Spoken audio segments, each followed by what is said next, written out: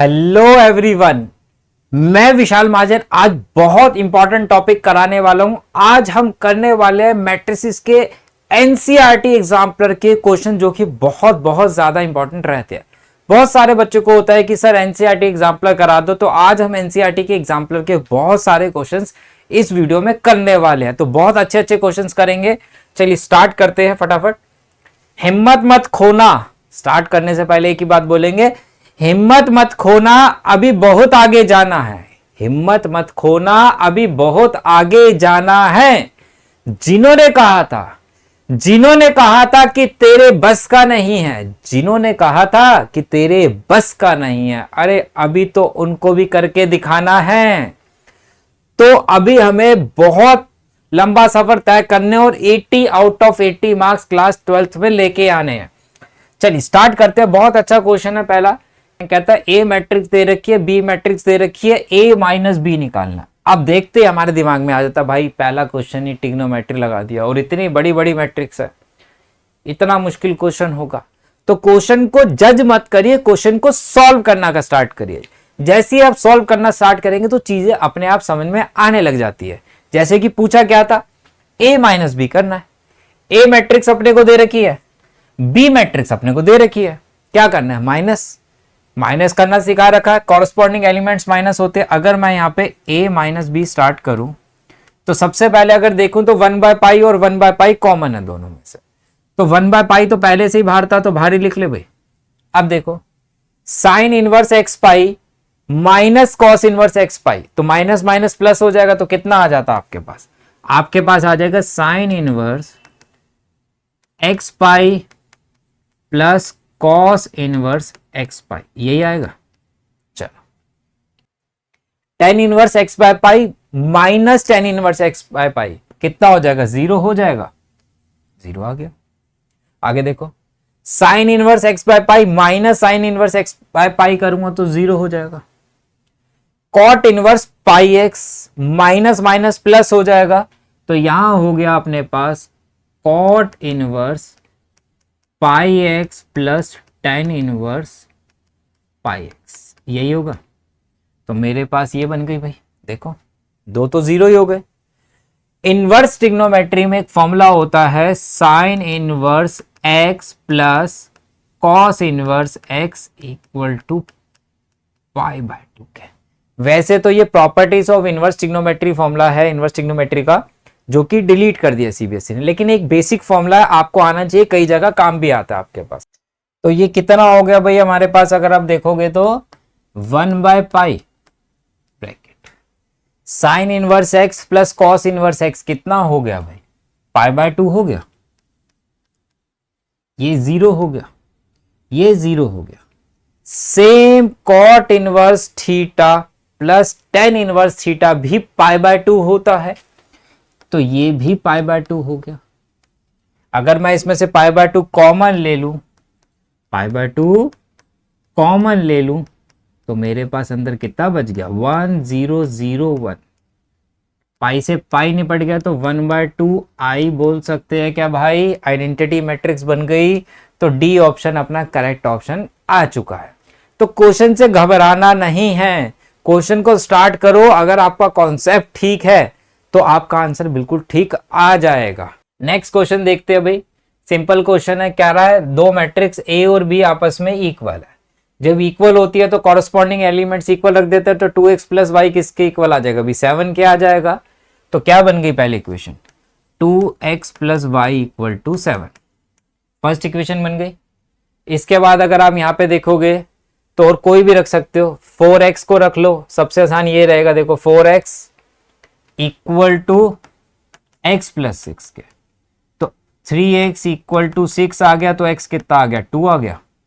x 2 आ गया, इसमें substitute कर लूं तो 2 2 जा 4, तो 4 प्लस वाई इक्वल टू 7 आ गया, और y कितना आ गया भाई, y 3 आ गया। तो बड़े आराम से क्वेश्चन सॉल्व हो गया ये। तो ऑप्शन कौन सा मिल गया, x 2 था और y 3 था, तो बी ऑप्शन मिल चुका है अपने को। बहुत अच्छा क्वेश्चन है, छोटा क्वेश्चन है, लॉजिकल क्वेश्चन है। कहता है ए और बी दो मैट्रिसेस हमें दे रखी है, ऑर्डर 3 into m और 3 into n।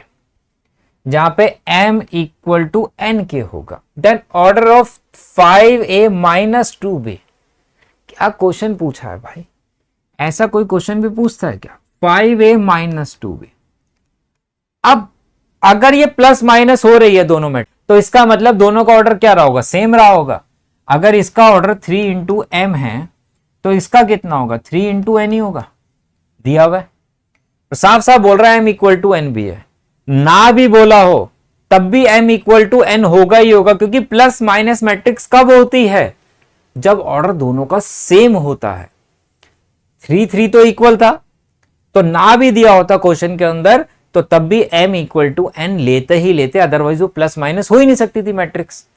तो इसका मतलब क्या रहा? ऑर्डर कौन सा सही है भाई? क्या m इंटू 3 सही है? बिल्कुल नहीं है, 3 तो आगे है ही। 3 इंटू 3 सही है? बिल्कुल नहीं, क्योंकि m और n की वैल्यू नहीं पता।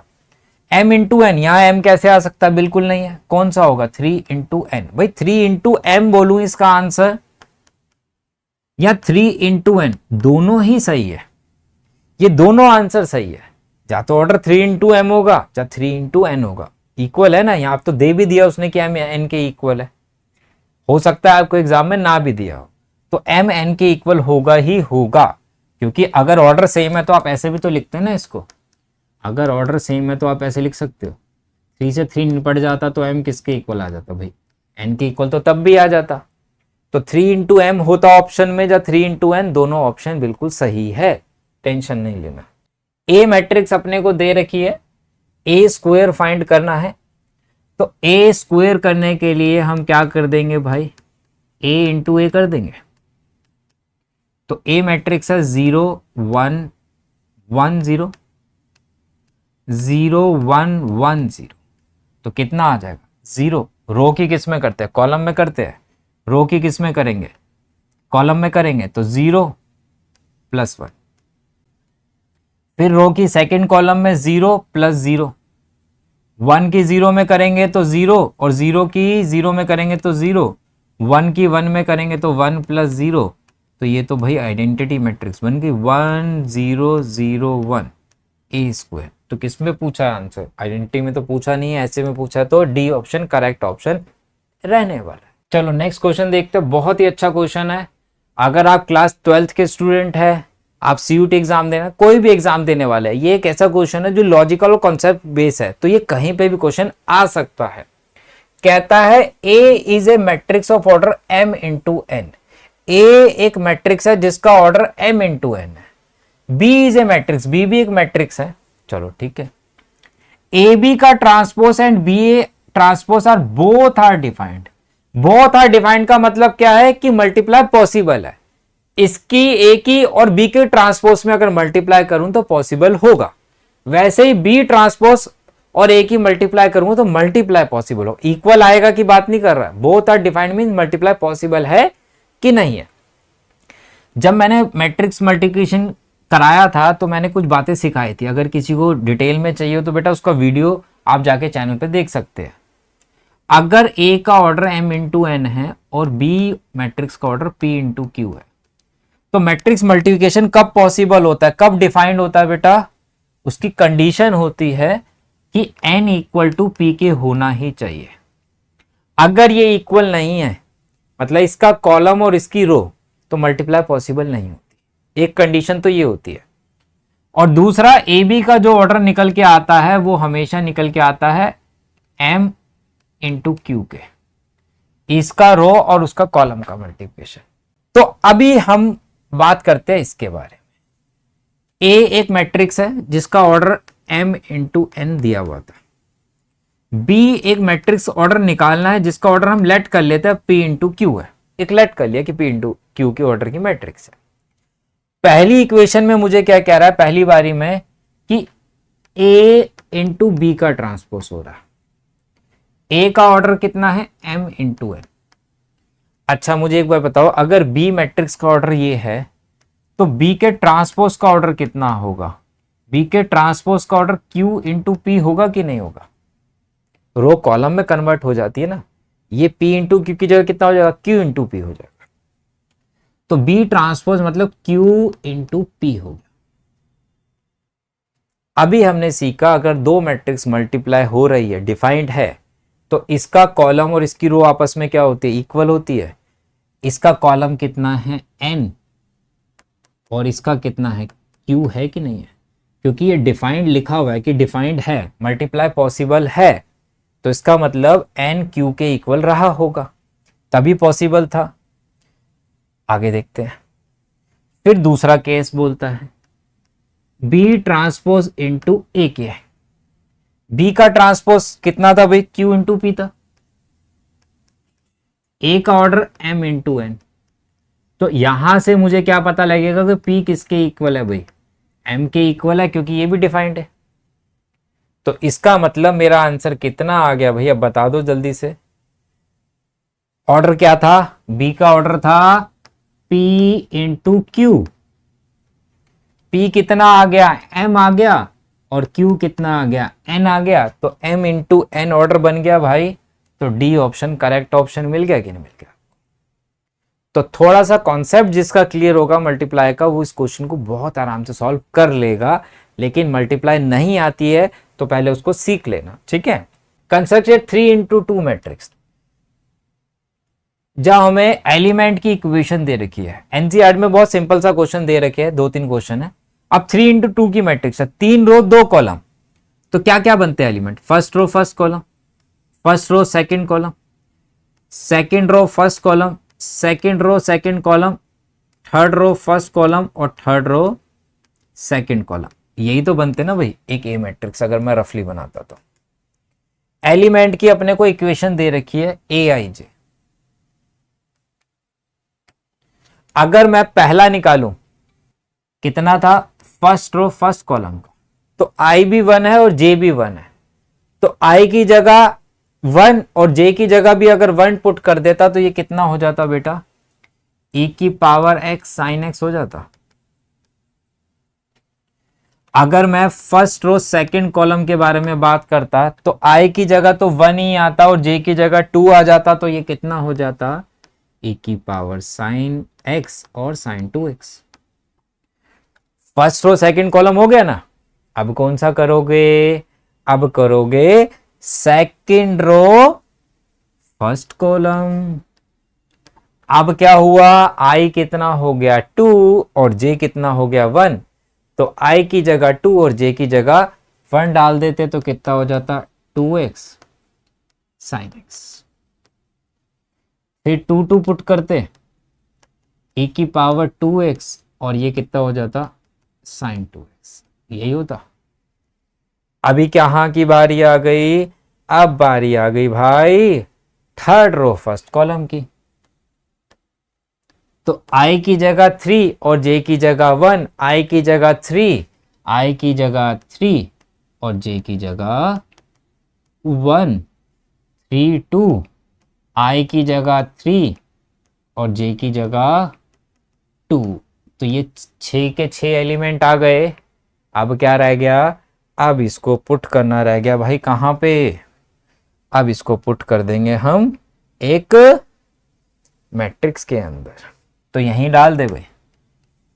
पहला कौन सा था, e की पावर x साइन x। फिर कितना था, e की पावर x साइन 2x। फिर कितना था, e की पावर 2x साइन x और e की पावर 2x साइन 2x। फिर e की पावर 3x हो गया, ये तो साइन x ही रहेगा। और यहां पे कितना आ जाएगा, e की पावर 3x और साइन 2x आ जाएगा, ठीक है ना। तो जैसे आपने क्वेश्चन किए एनसीईआरटी पे किए थे, हमने पहले क्वेश्चंस कराए थे, सेम वही है यहाँ पे, बस ट्रिग्नोमेट्री आ गया और कोई फर्क नहीं पड़ने वाला। करना वही है। बहुत सारे बच्चे क्वेश्चन देख के घबरा जाते हैं, भाई इसमें एक्सपोनेंट फंक्शन भी आ गया, ट्रिग्नोमेट्री भी आ गया, कैसे करेंगे। करना वही है। इसलिए रफ मैट्रिक्स जरूर बना लेना एक लेट करके, ताकि आप कोई एलिमेंट ना भूल जाओ, ना आप कोई और ऑर्डर ना लेट कर लो गलती से। Find the value of A and B if A equal to B. अगर ए बी के इक्वल है तो एक काम करते हैं, ये आपका होमवर्क है, क्वेश्चन नंबर 7 होमवर्क करेंगे कंप्लीट, और इसका आंसर आप मुझे कमेंट में देंगे ताकि हमें पता लगे कि आप कितनी मेहनत कर रहे हैं, ठीक है। कहता है find the value of x, x की वैल्यू निकालनी है जब ए मैट्रिक्स, बी और सी तीनों का मल्टीप्लिकेशन किसके इक्वल है, 0 के दिया हुआ है।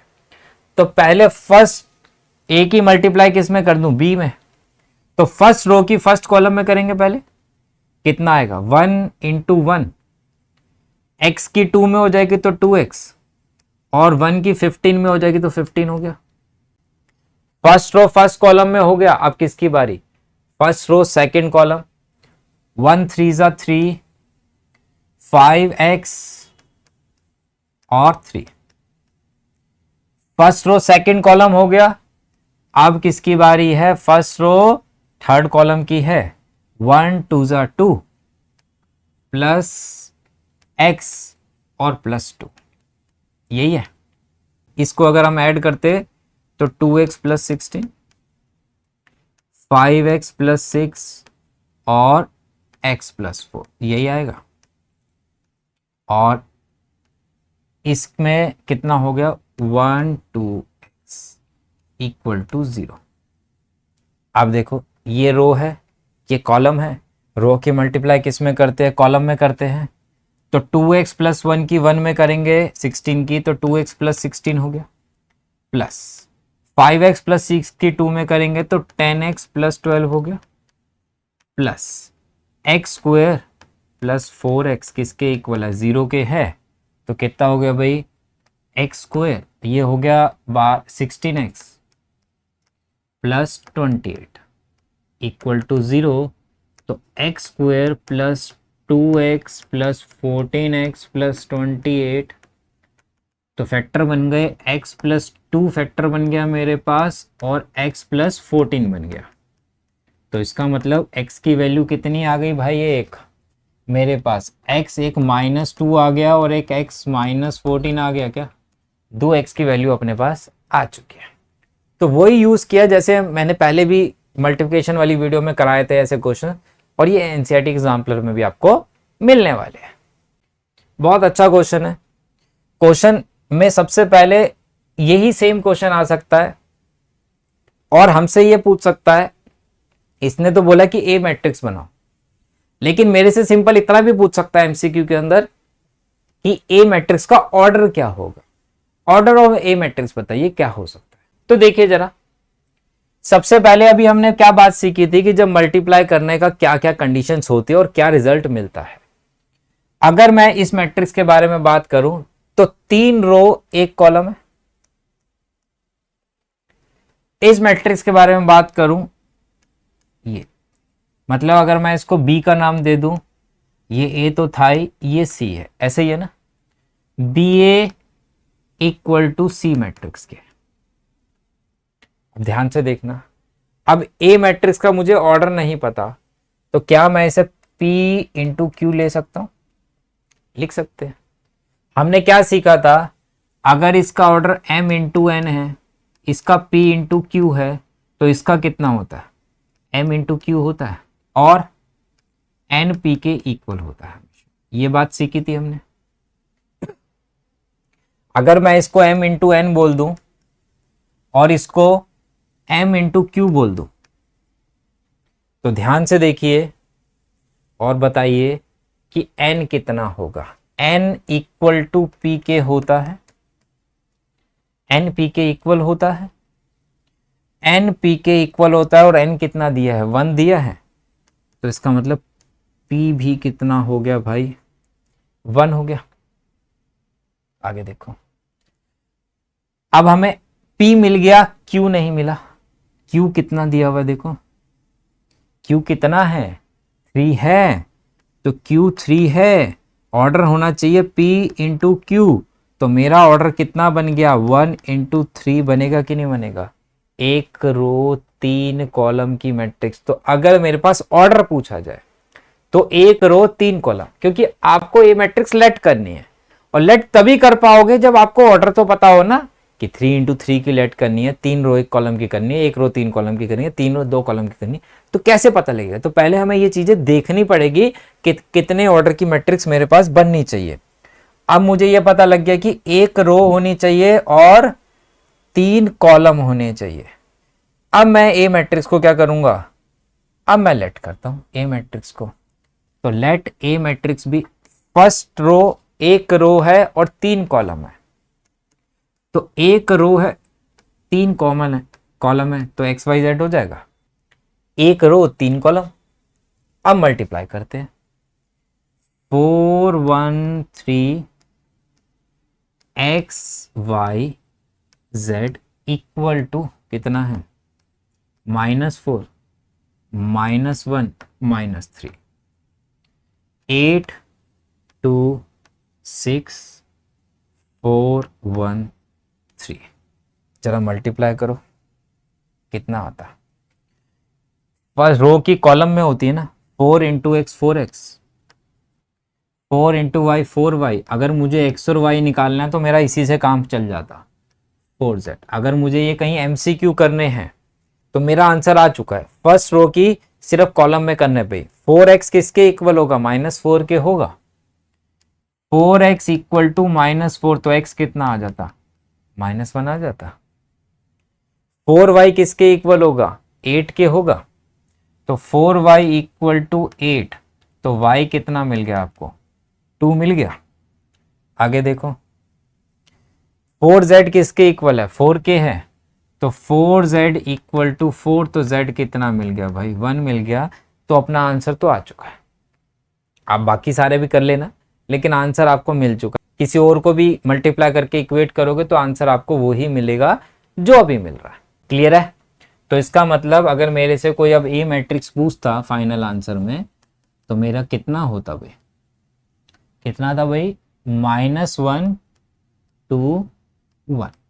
तो बाकी भी आप मल्टीप्लाई जरूर कर लेना एक बारी, आंसर तब भी आप यहां से देखोगे तो अब सेकेंड रो फर्स्ट कॉलम तो x आता ना यहाँ पे, और x किसके इक्वल लगते हैं, -1 के, तो -1 ही आता। तो मेरा आंसर तो पहले भी आ चुका है। तो सब्जेक्टिव है तो पूरा करना पड़ेगा, ऑब्जेक्टिव है तो इतना करके आप छोड़ सकते हैं। देखिए अच्छा क्वेश्चन है। If this into this equal to A, कह रहा है अगर तीनों को मल्टीप्लाई करूं तो ए क्या आएगा, तो कर लो भाई। फर्स्ट रो की फर्स्ट कॉलम में करेंगे तो कितना आ जाएगा, -2। 1 की -1 में करूंगा तो -1, और 3 की 0 में करूंगा तो 0। अब फर्स्ट रो की सेकंड कॉलम में करता तो कितना आ जाता, 0 +1 और +3, -2 +0 +3। ठीक है, तो फर्स्ट रो की तीनों में हो गई,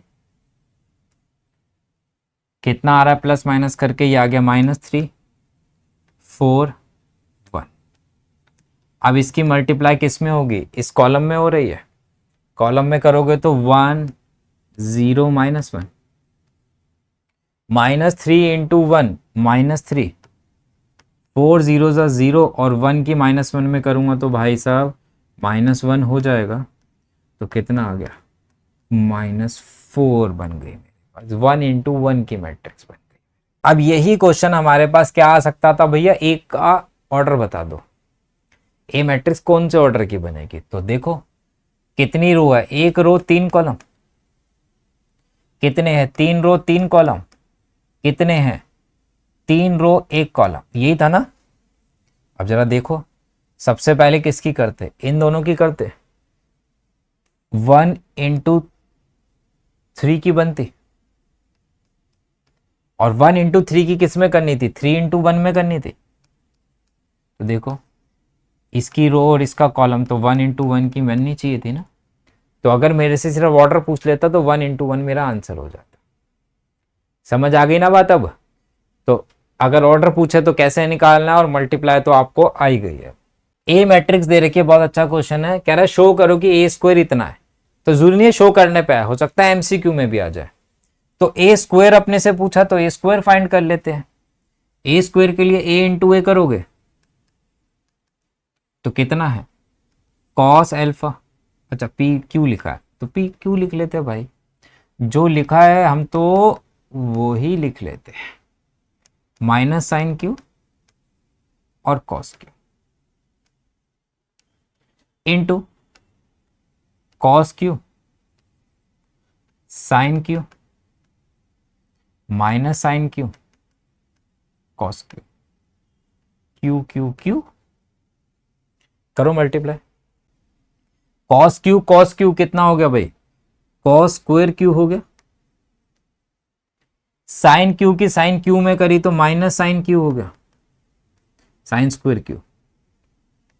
फर्स्ट रो फर्स्ट कॉलम हो गई, फर्स्ट रो सेकंड कॉलम में करेंगे, कॉस की साइन में करेंगे तो कॉस इंटू साइन हो गया, प्लस साइन की कॉस में करेंगे तो sine q into cos q हो गया।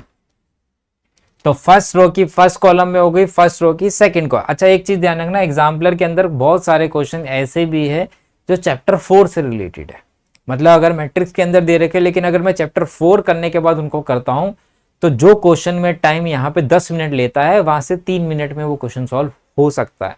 तो ध्यान रखिएगा, अगर आप एग्जाम्पलर कर रहे हैं तो आप वो क्वेश्चन को चैप्टर नंबर 4 के बाद करेंगे तो जल्दी सॉल्व हो जाएंगे। साइन क्यू की कॉस क्यू में करूंगा तो माइनस साइन क्यू और कॉस क्यू, और ये हो जाएगा minus cos q into sine q. Second row की सेकेंड कॉलम में माइनस साइन क्यू तो माइनस साइन स्क्वायर क्यू हो गया, और प्लस कितना हो गया, कॉस स्क्वायर क्यू हो गया। ये अब अगर मैं इसको देखूं तो मेरे पास यहां फॉर्मूला बन गया। अगर फॉर्मूला याद भी ना हो किसी को तो भाई साहब वो देख सकता है क्या चाहिए था, यहीं से हिंट लग सकता है। cos 2a चाहिए तो cos स्क्वायर ए माइनस साइन स्क्वायर ए कितना होता है, cos 2a होता है, तो cos 2q लिख दूं। अगर यहां पे देखोगे तो कितना हो रहा है, ऐड हो रहा है, कितना हो जाएगा 2 साइन थीटा कॉस थीटा हो रहा है, और 2 साइन थीटा कॉस थीटा किसके इक्वल होता है, साइन 2 थीटा के होता है, तो साइन 2q लिख दूं भाई। यहां पे भी अगर मैं माइनस कॉमन ले लूं तो ना भी लूं चलो तो माइनस माइनस प्लस हो जाता, तो 2 साइन क्यू कॉस क्यू हो जाता नेगेटिव का, तो ये भी कितना हो गया, साइन 2a हो गया, और ये कॉस 2a, तो कॉस 2q हो गया मेरे पास ये। तो यही प्रूफ करना था, cos 2q sign 2q minus sign 2q और कॉस 2q। तो ट्रिगो देख के बहुत सारे बच्चे पहले ही डर जाते हैं, तो डरना नहीं है, क्वेश्चन को स्टार्ट तो करो, कुछ नहीं होगा तो कहीं तक नहीं, अगर एंड नहीं होगा तो कम से कम मार्क्स तो मिलेंगे ना कहीं पे भी। देखिए ये भी बहुत अच्छा क्वेश्चन है, कह रहा है ए मैट्रिक्स अपने को दे रखी है, फाइंड करना है ए square minus 5a minus 14i क्या होता है, फाइंड करने का, हैंस ऑब्टेन ए क्यूब। तो ऐसा कभी भी क्वेश्चन आए तो जो बोला जाए पहले उसको करो, और ए क्यूब ऐसा नहीं कि ए स्क्वायर इंटू ए निकाल के कर लो ए क्यूब, नहीं, आंसर आ जाएगा सेम ही आएगा। लेकिन जब हैंस ये ऑब्टेन ए क्यूब बोला जाए ना तो इसका मतलब है कि जो ये निकला है ना इसका यूज करके ए क्यूब निकालना होता है। अदरवाइज अगर आप सीधा ए क्यूब निकालेंगे तो आपको मार्क्स नहीं मिलेंगे, इस बात का ध्यान रखिएगा, आंसर सही होगा। तो पहले मुझे ए स्क्वायर निकालना पड़ेगा, तो अगर मैं ए स्क्वायर निकालता तो 3 minus 5 minus 4 2, 3 minus 5 minus 4 2 multiply करते हैं, 3 3 जा 9 और ये कितना हो गया 20, तो ये मिल गया मुझे 29। फर्स्ट रो की सेकंड कॉलम में करता तो कितना हो जाता भाई, 3 माइनस 15 और माइनस 15 और माइनस 10, तो माइनस 15 और माइनस 10 माइनस 25 हो गया, ये कितना हो गया माइनस 12 हो गया, और ये माइनस 8 तो माइनस 20 हो गया, ये 20 प्लस 4 24 हो गया, ये ए स्क्वायर आया मेरे पास। अब मुझे जो पूछा था पहले मैं इसमें पूरा पुट कर लेता हूं, क्योंकि 5a और 49 सिंपल है निकालना। तो ए स्क्वायर कितना है 29 माइनस 25 माइनस 20 और 24, आगे कितना है माइनस 5 है, ए में 5 की मल्टीप्लाई कर देता तो कितना आ जाता बेटा 15 माइनस 25 -20 और 10। आगे क्या है, -14i। तो i मीन्स आइडेंटिटी मैट्रिक्स में 14 की मल्टीप्लाई कर दो, ऐसे ही करोगे ना। अब जरा हम देखें कितना है ये 29, 15 में से और 14 को माइनस माइनस प्लस, तो 29 में से 29 गया तो 0 आ गया। -25 माइनस माइनस प्लस 25, ये भी 0 आ गया। -20 प्लस 20, 0 आ गया। 24 और ये -10 और -14, -24, 24 में से 24 गए, निपट लिए, तो 0 आ गया। तो इसका मतलब मेरे पास क्या आया, a² minus 5a minus 14i किसके इक्वल है भाई, 0 के इक्वल आ गया। अब इससे क्या फायदा होगा, अब इससे a³ कैसे निकाल सकते हो, जरा ध्यान से देखना। a² minus 5a minus 14i किसके इक्वल है, 0 के इक्वल है। आपको क्या चाहिए, a³ चाहिए। ये सॉल्व करो देन वो निकालो, इसी का यूज करके। a³ चाहिए तो मैं क्या करता हूं भाई, इसमें a की मल्टीप्लाई कर देता हूं। किसकी मल्टीप्लाई कर रहा हूं, a की बोथ साइड मल्टीप्लाई करता तो ये a³ हो जाता। ये कितना हो जाता, 5a² हो जाता।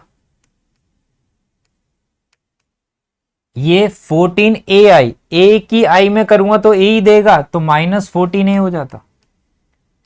इक्वल टू किसके हो गया, 0 के।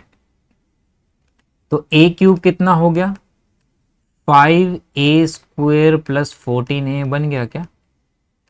और a² आपने निकाला था, a² हमने निकाल रखा है, तो 5 इंटू a² करते हैं तो 29 इंटू 5, तो ये कितना हो गया 145। 5 की इसमें करूंगा तो 125 माइनस का 100 हो जाएगा, इसमें करूंगा तो माइनस का है। और ये 24 की 5 में करूंगा तो 120 हो जाएगा। और प्लस कितना है बेटा 14a, a कहां है, a ये रहा 14a, तो 14 3 जा कितना हो गया 42 हो गया। और 14 5 जा 70 हो गया नेगेटिव का। और 14 4 जा 56 हो गया नेगेटिव। और 14 2 जा 28 हो गया। यही आ रहा है भाई।